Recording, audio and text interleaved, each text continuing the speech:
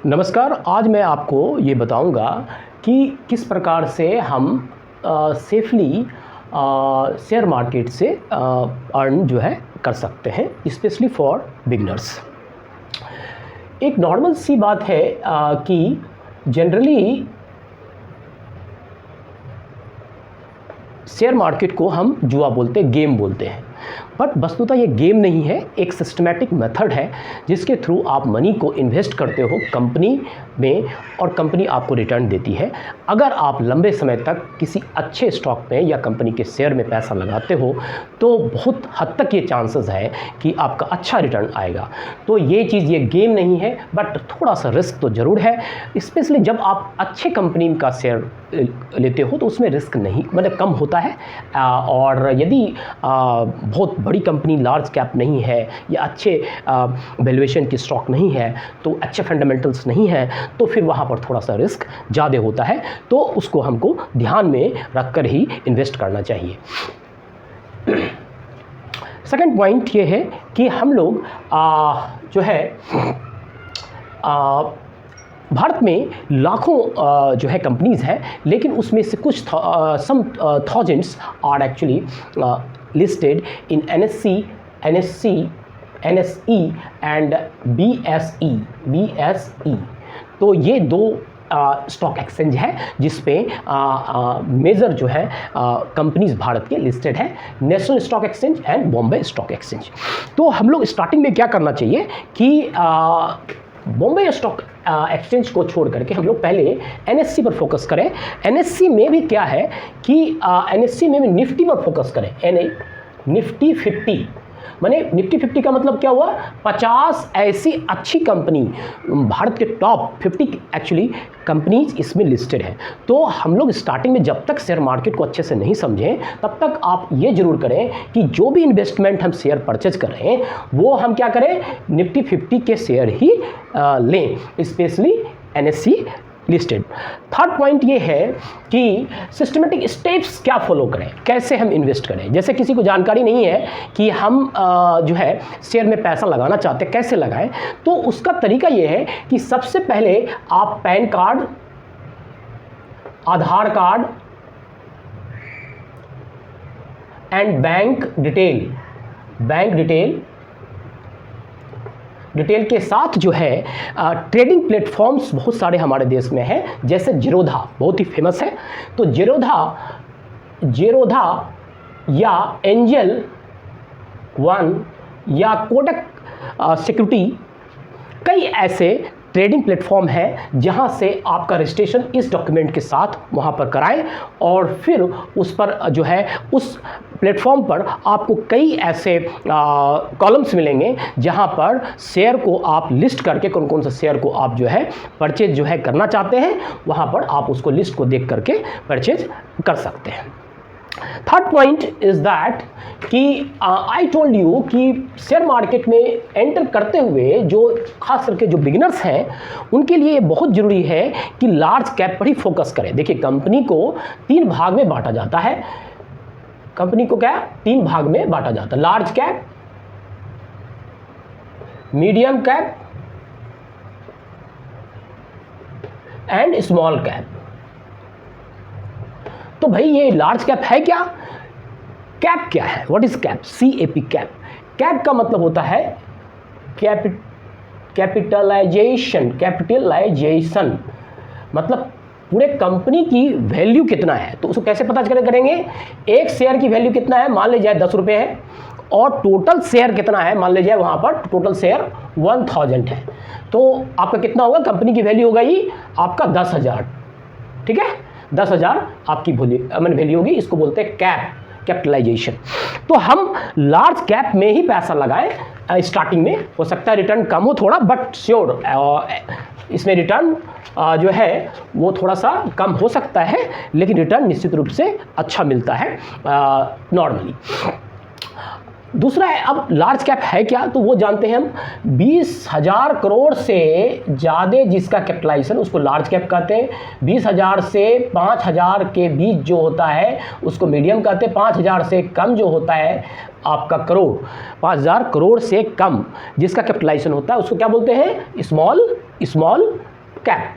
तो स्टार्टिंग में हम लोग लार्ज कैप पर फोकस करें, उसके बाद मीडियम और स्मॉल। जब आप एक्सपर्ट हो जाएं शेयर के बारे में, शेयर के डिटेल फंडामेंटल्स को समझने के बारे में आपको जानकारी अच्छी हो जाए, तब आप स्मॉल में जाएं, अन्यथा वहाँ पर रिस्क बहुत ज़्यादा होता है। तो थोड़ा सा इस चीज़ का ख्याल रखें। ये निश्चित रूप से कहा जा सकता है कि एफडी और सेविंग अकाउंट या जिस प्रकार के श्योर्ड बाउंड्स जो है उसमें जो रिटर्न मिलते हैं, नॉर्मली आप लार्ज कैप में इन्वेस्टमेंट करते हैं तो चांसेस होता है कि आपको बहुत अच्छा रिटर्न आपको मिलेगा। तो इसमें अब हम बात करते हैं किस किस कंपनी में पैसा लगाया जाए। तो लार्ज कैप में हम सेक्टर वाइज बात करते हैं। तो सेक्टर में हम एक एक सेक्टर करके ले लेते हैं। सबसे पहला सेक्टर लेते हैं बैंकिंग सेक्टर। तो बैंकिंग में सबसे अच्छा शेयर वगैरह कौन सा है उसको देखते हैं लार्ज कैप में। तो एचडीएफसी बैंक देखते हैं। एचडीएफसी बैंक ये लार्जेस्ट प्राइवेट बैंक है और इसकी कैपिटलाइजेशन अच्छी है, आई मीन फंडामेंटल्स भी अच्छे हैं और इसको आप परचेज कर सकते हैं। दूसरा जो है आपका आईसीआईसी बैंक, आईसीआईसीआई बैंक, ये फास्ट ग्रोइंग बैंक है, अच्छी सर्विसेज है और देखिए कि सर्विसेज आसपास जो है किस प्रकार के आपको मिलते हैं किस बैंक से। और तीसरा अगर आप मीडियम एक्चुअली कैप में जाना चाहते हैं, सपोज थोड़ा सा रिस्क लेना चाहते हैं, तो फेडरल बैंक जो है अच्छा रिटर्न दे रहा है तो उसको फेडरल बैंक को भी आप ले सकते हैं। यदि पब्लिक सेक्टर बैंक की बात करें तो एसबीआई बैंक जो है वो बेस्ट बैंक में से एक है। उसके बाद बैंक ऑफ बड़ौदा, उसके बाद अगर आप चाहें तो Canara bank is also very good. But ये बैंकिंग सेक्टर्स के मेजर शेयर्स हैं। इसके अलावा भी आप चाहें तो एनबीएफसी में आप जो है लगा सकते हैं। एनबीएफसी है क्या? ये है नॉन बैंकिंग फाइनेंशियल कॉरपोरेशन, यानी कंपनीज, ऐसी कंपनीज जो बैंकिंग का काम नहीं करती है, लोन देने का काम करती है। जैसे आप ले लीजिए Manappuram gold, Muthoot finance, Bajaj finance. तो ये सब कुछ शेयर हैं जहां पर गोल्ड लोन मोर सिक्योर माना जाता है। तो ऐसी कंपनी में आप पैसा लगाएंगे तो चांसेस जो है रिटर्न का अच्छा होता है और रिस्क जो है थोड़ा सा कम है उसमें। तो इसमें जैसे मन्नापुरम है, मुथूट हो गया, मुथूट, इसमें आप पैसा लगा सकते हैं। इसके अलावा आप देखें बैंकिंग सेक्टर और एनबीएफसी के बाद अब दूसरे सेक्टर में हम जाएं तो एफएमजीसी, ये सेक्टर जो है सदाबहार सेक्टर माना जाता है, जिसमें आप ये देखेंगे कि मेजर जो अच्छे वैल्यूएशन पर जो भी शेयर है आईटीसी है ना, बहुत ही फेमस कंपनी है और ये लार्ज कैप के अंतर्गत आता है। अभी आपको 450 के आसपास ये मिल रहा है और लॉन्ग टर्म में आप देखेंगे कि इसकी संभावना है कि अच्छी खासी ग्रोथ होगी। उसके बाद आप देखिएगा HUL, हिंदुस्तान यूनिलीवर, उसके बाद डाबर अच्छी कंपनी है। उसके बाद आप इसमें जो है वो बाटा। तो ये सारी कुछ ऐसे जो हैं कंपनीज है जिसको आप एफएमजीसी के अंतर्गत जो है परचेज मतलब कर सकते हैं और अच्छा रिटर्न आपको मिलने की संभावना होती है। दूसरी बात, दूसरा सेक्टर हम देखें तो आईटी सेक्टर की बात करते हैं। तो आईटी सेक्टर में सबसे महत्वपूर्ण जो सबसे अच्छी कंपनी में से 2-3 सेक्टर है, जिसमें आपका आईटी में आपका टीसीएस अच्छी कंपनी है, इन्फोसिस अच्छी कंपनी है। देन आजकल आर्टिफिशियल इंटेलिजेंस में भी बहुत अच्छा एक्चुअली रिटर्न है। गेमिंग जो है कंपनीज भी है, लेकिन वो मैं एक सेपरेट क्लास में आपको जो है बताऊंगा कि कुछ ऐसी कंपनीज है जहां पर रिटर्न अच्छा है और आगे के फ्यूचर के लिए अच्छा रहेगा। इसके अलावा भारत सरकार आज के डेट में डिफेंस पर एक्सपेंसेस ज़्यादा कर रही है। दैट्स गुड थिंग दैट ऐसे कंपनीज में हम इन्वेस्टमेंट कर सकते हैं और अच्छा रिटर्न आपको मिल सकता है। इसमें जैसे BEL, BEL, BEML, HAL, HAL, Hindustan aeronautics, ये सारे जो आपके ये हैं उसमें that is very important in this regard to have these actually 3 companies.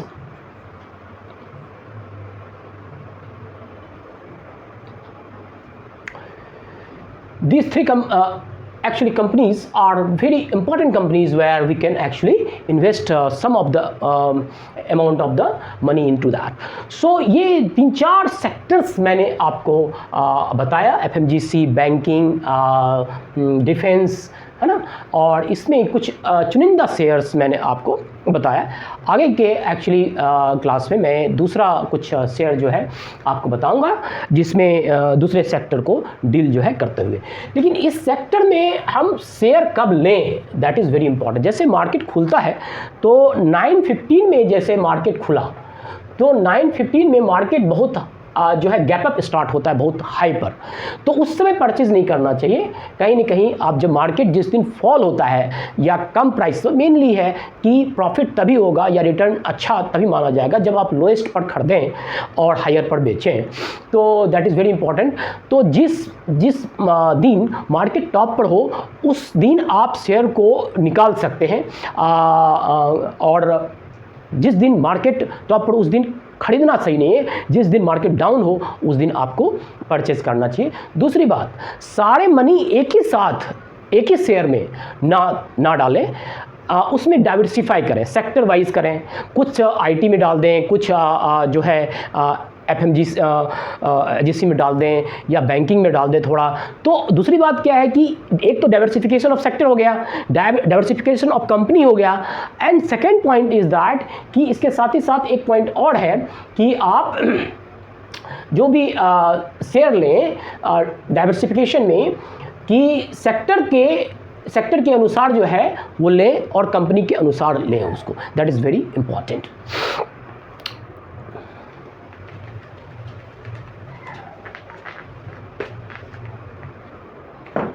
तो आज इतना ही। मैंने आपको ये बताया कि लोअर प्राइस पर शेयर को लें और हायर पर उसको सेल करने की कोशिश करें। दूसरी चीज़ ये है कि एक ही शेयर में आप जो है फोकस ना करें, डाइवर्सिफाई करें डिफरेंट शेयर में, डिफरेंट सेक्टर्स में। और तीसरी बात ये है कि शेयर जो है वो ऐड करते रहें, जो है सिस्टमेटिक इन्वेस्टमेंट प्लान के अंतर्गत। मान लीजिए आपको TCS अच्छा शेयर लगा और 1 लाख रुपए का आपको TCS में डालना है, तो आप एक साथ नहीं डालें, उसमें आप पहले 10 शेयर लें, 30,000 35,000 के आसपास वो आएगा।